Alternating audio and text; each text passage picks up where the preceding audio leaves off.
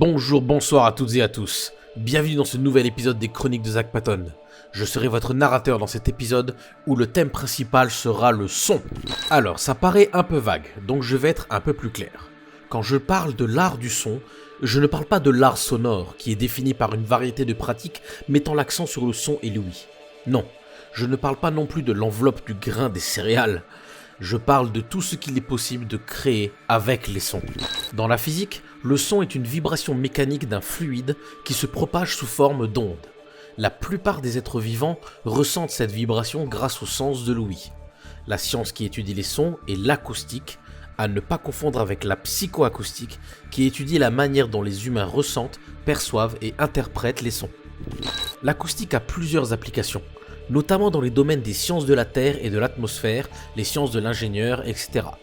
Cette science peut être tracée jusqu'à l'Antiquité, notamment avec Pythagore, qui étudiait l'acoustique musicale. Les Grecs avaient étudié cette même acoustique afin de créer des amphithéâtres possédant un agencement périodique de rangées dans le but de filtrer les basses fréquences du bruit de fond. On parle ici d'acoustique empirique. Plus loin dans le XVIIe siècle, Marin Mersenne et Galileo Galilei découvrent que le mouvement de l'air généré par un corps vibrant à une certaine fréquence est aussi un mouvement vibratoire de fréquence identique à la fréquence de vibration du corps vibrant. Waouh! On parle ici d'acoustique expérimentale, servant à déterminer le rapport entre les vibrations sonores et le corps humain, ainsi que les possibles applications en découlant. Nous pouvons également nous arrêter sur l'acoustique physique ou théorique, qui détermine les principes de la génération et de la propagation des sons pour en développer des formules mathématiques. On tend ici vers la conception des ultrasons et infrasons. Ces sons permettent par exemple de gérer l'isolation phonique dans l'architecture d'un bâtiment ou d'une pièce. Comme exemple, je cite les cathédrales qui sont conçues avec une isolation phonique spécifique. On peut parler d'électroacoustique pour les transducteurs comme les microphones ou haut-parleurs, la vibroacoustique qui concerne la relation entre les structures et les fluides environnants, la thermoacoustique qui parle de transformation de la chaleur en énergie acoustique et vice-versa, mais également l'imagerie médicale utilisée pour les échographies notamment grâce à un système d'ultrasons. En ce qui concerne les applications dans la nature, nous pouvons citer l'acoustique sous-marine et l'aéroacoustique, notamment en rapport avec les engins militaires comme les sous-marins et les hélicoptères. Il y a beaucoup d'autres domaines d'études dans l'acoustique, mais nous n'allons pas nous arrêter sur chacun d'entre eux. Concentrons-nous plutôt sur la psychoacoustique. Comme dit plus tôt, la psychoacoustique étudie le rapport entre les perceptions auditives de l'être humain et les sons qui parviennent à ses oreilles. La psychoacoustique permet ici de mesurer comment ces sons se transforment en influx nerveux, jouant sur la psychologie des humains. On distingue deux disciplines majeures, la phonétique auditive et l'acoustique musicale. La première se focalise sur le langage comme support d'association symbolique, justifiant le son comme moyen de transmission. La deuxième allie la mécanique des vibrations et l'acoustique afin d'aider à comprendre le fonctionnement des instruments. Tout part d'une base solide, l'évaluation de la perception sonore. On part d'un stimulus vers un récepteur qui se transforme en influx nerveux, générant une sensation, pour terminer par une réaction. Pour faire simple, certains sons précis peuvent nous faire pleurer, d'autres peuvent nous faire danser. Tout dépend de la variabilité de la perception auditive de chacun, ainsi que plusieurs autres facteurs comme la sonie et l'auteur sonale. En linguistique, l'étude de sons distingue les phones des phonèmes. Les phones sont des sons articulés, prononcés de manière distincte par le mouvement des organes qui l'émettent, tandis que les phonèmes sont des unités très petites que l'on peut isoler par segmentation dans la chaîne parlée.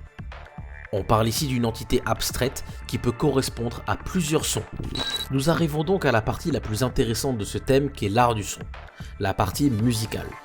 On peut parler ici de son musical qui est un ensemble restreint de sons physiques répondant à des propriétés esthétiques et ou logiques particulières.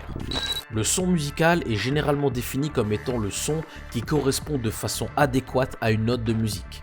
Il faut cependant considérer la partition comme une représentation de la musique et non un guide. Le son musical doit respecter une hauteur fixe, un timbre regroupant certaines propriétés harmoniques et d'enveloppe sonore.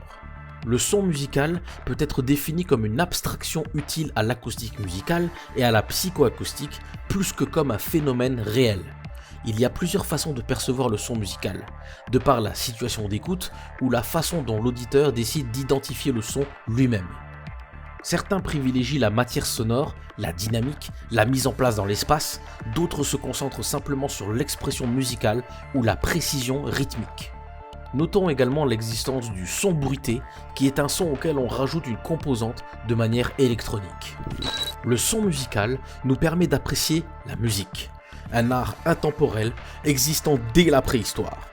Un art nous permettant de communiquer, d'exprimer des sentiments de manière individuelle ou collective, de créer des définitions sonores à certaines communautés, comme les hymnes nationaux, les musiques militaires, etc.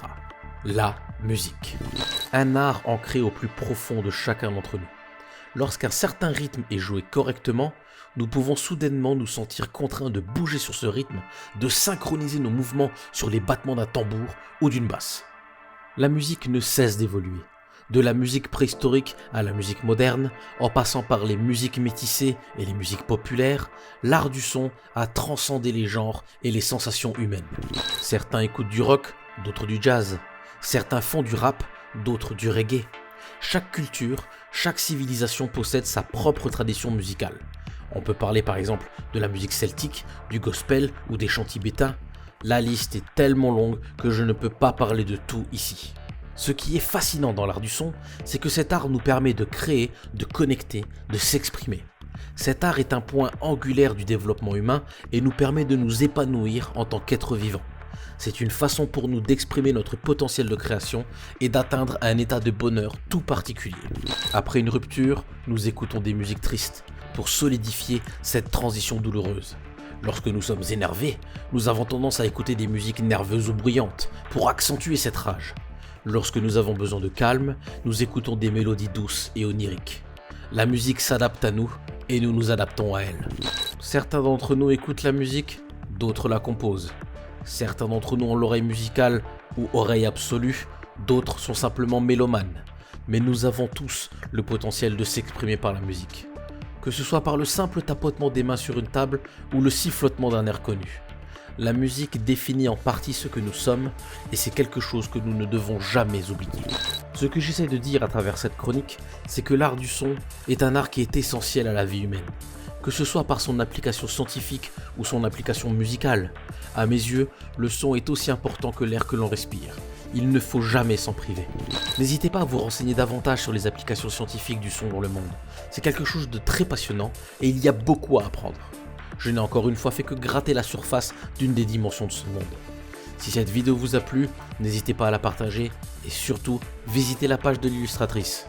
Je vous dis à très bientôt pour une nouvelle chronique. Ciao!